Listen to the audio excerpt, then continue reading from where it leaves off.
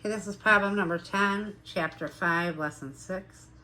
Travis is putting together outfits for work. He has 4 red shirts, 8 blue shirts, and 7 white shirts. He has 6 pairs of khaki pants. What percent of Travis's possible outfits do not have red shirts? That do not. He has 4 that are red.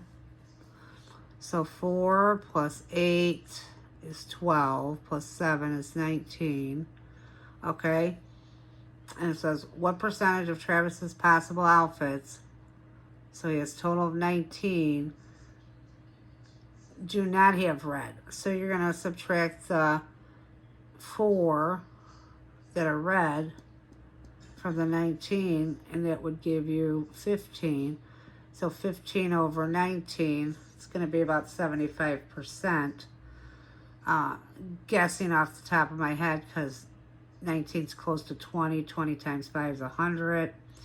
And multiply that by 5, be 75. So, anyways, divide that, and your answer should be 0.78. I'm sorry, 0.789.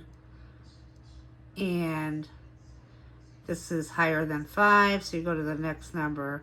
Your answer should be 0.79 or 79%, which would be A.